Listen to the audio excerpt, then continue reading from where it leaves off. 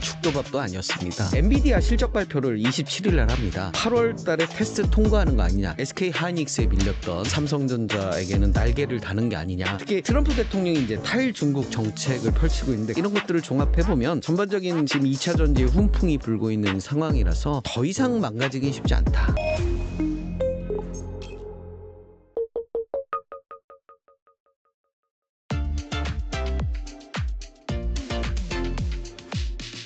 이번에 삼성전자 좀 질문을 들어보면은 최근에 삼성전자 분위기가 사뭇 좀 다릅니다. 뭐 과거에는 SK 하이닉스에 밀려서 이 HBM 쪽에서도 퍼포먼스를 보이지 못했는데 얼마 전에 이 애플의 차세대 칩을 생산한다. 그리고 테슬라와 22조 원 규모의 또 AI 칩 제조 계약을 또 체결을 했습니다. 이 때문에 삼성전자가 이제 7만 전자를 넘어섰는데 드디어 좀 반전의 기회를 잡았다라고 볼 수 있을까요?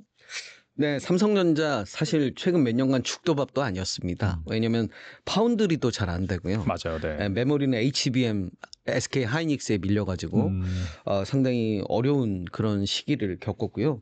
과거에 보면 그래도 파운드리 시장 점유율이 10%를 넘어섰거든요. 근데 지금 7.7%예요. 그러니까 TSMC가 한 67% 정도 가져가고 있고 중국 기업들의 또 선전이 굉장히 하고 있습니다. 그러다 보니까 이제 파운드리가 막 적자도 나고요. 굉장히 어려운 그런 시점이었는데 다행히 이제 미국의 테일러 팹이라고 하죠. 텍사스주 테일러 약 51조 정도 들여갖고 공장을 지었고 내년부터 이제 양산을 목표로 하는데요. 여기에 이제 수주들이 들어오는 겁니다. 그래서 테슬라 수주도 들어왔고 애플 수주도 들어와서 일단 파운드리와 시스템 부분 좀 어느 정도 적자를 모면하고 이 TSMC에 좀 경쟁을 해볼 만한 그런 상황들이 됐고요. 무엇보다 이제 엔비디아 실적 발표를 27일 날 합니다. 이번 달 27일 날 하는데요. 엔비디아 실적 발표에서 이제 차세대 신형 가속기죠. 블랙웰 어느 정도 실적이 나왔는지, 그리고 2026년 출시하는 차세대 GPU 루빈 선 주문량 확인이 가능할 것 같습니다. 여기에 더불어서 이제 삼성전자의 수건 사업이죠. HBM. 엔비디아에 과연 퀄리티 테스트를 통과해서 납품을 할 수 있겠느냐, 이 부분인데 지금 뭐 외신이나 그리고 모건 스탠리 뭐 이런 증권사들의 이야기를 종합해 보면 8월 달에 테스트 통과하는 거 아니냐, 이런 이야기들이 뭐 나오고 있어요. 그래서 이 테스트를 통과하게 된다면 그동안 SK 하이닉스에 밀렸던 삼성전자에게는 날개를 다는 게 아니냐라는 생각이 들고요. 이제 이 5세대라고 하죠. HBM3 이 퀄리티 테스트를 통과하고 이제 차세대 6세대죠. HBM4 이 샘플도 엔비디아 등에 납품을 했다고 그래요. 근데 HBM4 같은 경우는 SK 하이닉스보다 더 고퀄리티의 상품이라고 알려져 있거든요. 그래서 엔비디아의 실적 발표를 하면서 블랙웰에서 루빈으로 얼마나 이게 이제 전환이 빨리 이루어지느냐에 따라서 그 HBM4에 보다 강점이 있는 삼성전자가 SK 하이닉스에 맞서서 강한 어떤 메모리 섹터에서도 주도권을 줄 수 있지 않느냐라는 기대감을 갖는 거죠. 다행인 거는 이제 그 우리 메모리 반도체 글로벌 탑3 안에 드는 미국의 마이크론, 지금 실적 예측치들이 좀 올라가고 있더라고요. 메모리 부분. 이런 부분들도 일단 메모리에 긍정적인 모멘텀이 되는 것 같고요. 그다음에 이제 그 관세 정책 으로 인해서 지금 트럼프가 원하는 게 미국의 러스트벨트를 비롯해서 놀고 있는 백인들을 일자리를 만들어주는 게 지금 최대의 관심사거든요. 자기의 핵심 지지층이기도 하고요. 그래서 대미 투자를 적극적으로 해라라는 얘기를 하거든요. 그래서 미국 내에서 만든 건 관세를 적용을 안 할게. 그래서 미국의 공장도 짓고 미국에서 고용도 늘리고, 이게 이제 우리 트럼프 대통령의 어떤 키워드인데요. 삼성전자는 이미 뭐 앞서 언급했던 테일러 팹이든 팹 같은 그런 공장들을 선도적으로 먼저 졌어요. 근데 이제 하이닉스는 아직 그런 부분들이 좀 미진하다 보니까 만약에 이 반도체 품목별 관세에 나오겠지만 만약에 관세 정책들을 강하게 한다면 삼성이 또 이런 부분에 있어서 SK 하이닉스보다 좀 우위를 가져갈 수 있는 관세 정책의 수혜를 입는 게 아닌가라는 생각이 들고요. 다만 이제 우려스러운 게 하나 있는데요. 최근 들어서 엔비디아, AMD의 중국 수출에 대해서 15%를 미국에 세금을 내라라고 트럼프 대통령이 말을 했거든요. 이런 부분들이 물론 중국에 수출한다는 건 긍정적이지만 삼성전자와 하이닉스의 그런 엄포를 놓지 않을 이유도 없거든요. 그래서 약간의 그런 어떤 관세와 세금 정책 과연 어디로, 물론 반도체에 대해서 이게 전략상 되게 미국의 중요한 그런 산업이기 때문에 반도체 부분에 대해서는 탁코적인, 그러니까 뭔가 트럼프가 물러서는 그런 정책들을 하지 않겠느냐라는 그런 기대감들은 있습니다만, 그래도 또 이 트럼프가 어디로 튈지 모르니까 그런 점들은 좀 주목해서 일단 고려를 해보고요. 일단 27일 그 엔비디아 실적 발표, 그리고 HBM 퀄리티 테스트 통과, 이게 하나의 삼성전자의 실적과 성장의 어떤 키포인트가 되지 않을까 싶습니다. 그리고 삼성전자가 최근에 보니까 계속해서 M&A를 또 하고 있더라고요. 일본 히타치의 가전 사업부를 또 인수할 것이다라는 얘기도 나오고 있고, 이에 앞서서 이 미국의 디지털 헬스케어 회사 젤스를 또 인수하겠다고 밝혔습니다. 지난해에는 뭐 다들 아시죠? 이 레인보우 로보틱스 지분 인수하면서 최대 주주가 됐고, 뭐 영국의 옥스퍼드 시멘틱 테크놀로지, 올해 또 하만 통해서 미국 마시모 오디오 사업부, 독일의 냉난방 공조 기업 플렉트 그룹 각각 인수를 했습니다. 이 삼성전자가 M&A 계속하고 있는데 이건 어떻게 생각하시나요? 일단 삼성전자 그 컨퍼런스 콜에서 밝힌 내용인데요. 삼성전자가 M&A도 열심히 하고 있다. 그래서 올해 40여 개 업체에 1조 2천억 달러 정도 투자했다. 뭐 이런 발표도 했는데요.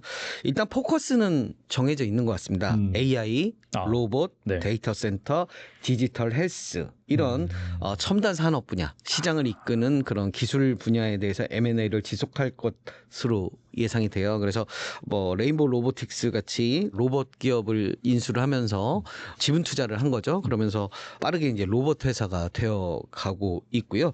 히타치 같은 경우는 이미 글로벌 사업부를 팔았고, 지금 일본 내 가전 사업 부분을 이제, 사실 이게 이제 백색 가전 부분이 좀 AI 시대에 맞춰서 보니까 좀 뒤처진 산업이기도 하거든요. 그렇죠. 그래서 히타치가 네. 이제 선택과 집중 차원에서 이제 팔게 됐는데, 물론 삼성전자 말고도 LG전자도 많은 관심을 가지고 있거든요. 그래서 삼성전자가 히타치를 인수할지는 모르겠지만, 삼성전자의 기본 컨셉은 AI, 로봇, 데이터 센터, 디지털 헬스 등 또 전장 사업에도 많이 진출해 있잖아요. 그래서 그런 부분들을 뭐 어떤 신기술이라든지 그런 첨단 산업 분야에 좀 더 포커스를 두지 않을까 해서, 히타치 가전사업부 인수가 과연 삼성전자가 그거를 가져갈 것이냐.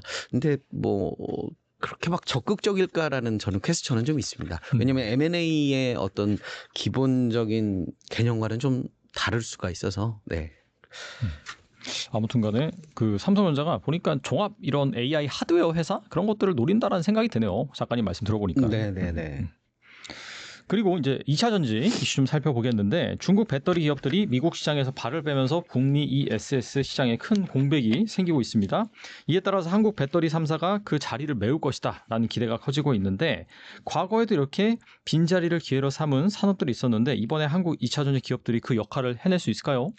불과 한 2, 3년 전만 하더라도 2차 전지가 우리나라의 반도체와 같은 큰 힘을 가질 것이다라고 다들 예상을 했었잖아요. 한때는. 맞아요. 네네. 네, 그래서 굉장히 뭐 정권도 민주당 정권이었고요. 그래서 친환경 정책, 그중에 2차 전지 산업에 대해서 미국 정부가 적극적으로 밀어줬는데, 이제 공화당 정부, 트럼프 정부가 되면서 기존의 지지 기반인 석유 산업, 그리고 이런 부분들의 좀 뭐 중요성을 많이 강조를 하다 보니까 사실 2차 전지가 좀 많이 몰락을 했었던 그런 부분도 있고요. 네. 또 중국에서의 그런 덤핑, 과잉 생산, 그리고 서로 막 경쟁하는 이런 부분들 때문에 더더욱 이제 우리가 좀 어려운 그런 시기를 겪지 않았나라고 생각이 듭니다. 다행인 것은 이제 트럼프 행정부의 탈중국 정책, 그리고 에너지 저장 장치라고 하죠. ESS 시장의 확대,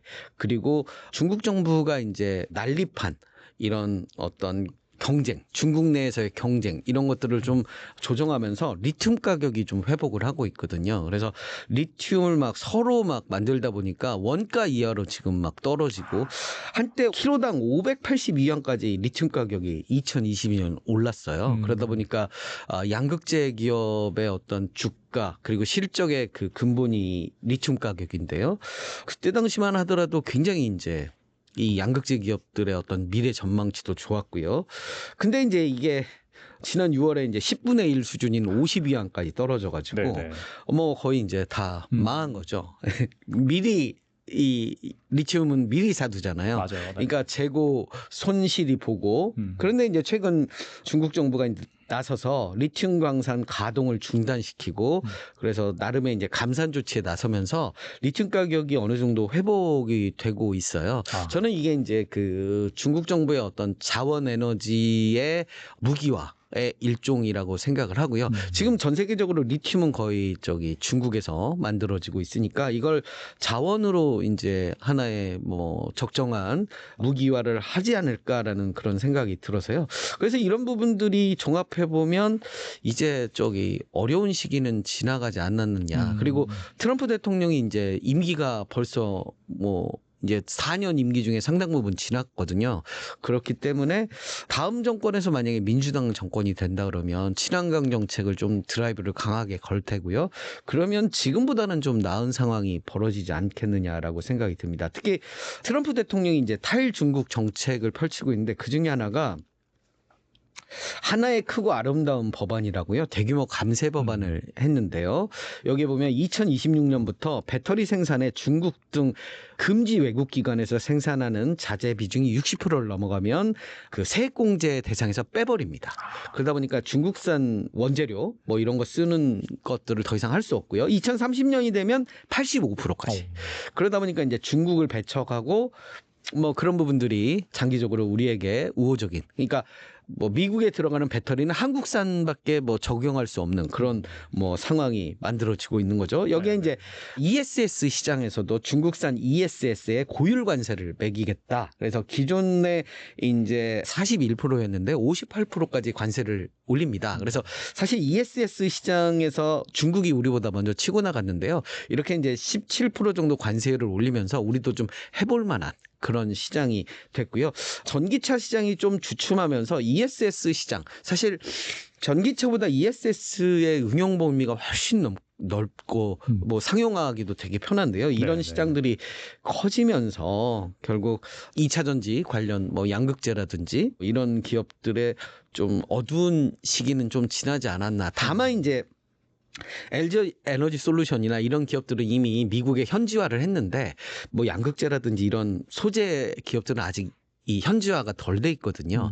그런 부분들이 이제 관세 정책상 이제 고율의 관세를 맞으면 좀 그런 부분들이 이제 영향을 받겠죠. 그래서 이제 소재 기업들도 지금 미국 현지화를 많이 노리고 있는 것 같아요. 그거에 따른 좀 시간이 필요하지 않을까. 그리고 마지막으로는 우리가 그동안 좀 천시해왔던 LFP 이쪽에도 좀 이제 중국과 협업을 통해서 막 나서려고 하잖아요. 그런 부분들이 어떤 중국의 점유율을 좀 가져간다면 지금보다는 나은 환경이 되지 않을까라는 생각을 합니다. 그리고 ESS 시장에 대한 기대감이 살아나고 있는데 요마침 에코프로가 2분기 흑자 전환에 성공하면서 투자자들의 관심도 다시 살아나고 있습니다. 에코프로 그룹이 다시 한번 전성기를 보여줄 수 있을까요? 지난번 실적 발표를 했는데 다른 2차 전지 기업들은 좀 실적이 아주 그렇게 좋은 건 아닌데 에코프로비엠만 전년 대비 실적이 굉장히 많이 올라왔더라고요. 물론 뭐 투자한 거에 대한 어떤 투자 수익이 난 것도 있지만 그래서 이렇게 이제 배터리 기본적으로 리튬 가격이 회복하고 있고요. 뭐 ESS 시장 확대 그리고 탈중국 정책 이런 것들을 종합해 보면 전반적인 지금 2차 전지의 훈풍이 불고 있는 상황이라서 이런 부분들을 좀 영향을 받지 않겠느냐라는 생각이 들어요. 그래서 더 이상 망가지긴 쉽지 않다. 예. 그래서 뭐 물론 몇 년 전처럼 막 급등하는, 물론 그런 거는 이제 리튬 가격 회복에 따라 뭐 영향을 받겠지만요. 당장 뭐 지금에서 아주 악화된 그런 상황은 당분간은 뭐 거치지 않자. 뭐 추운 겨울은 지나갔다. 이렇게 저는 말씀드리고 싶습니다.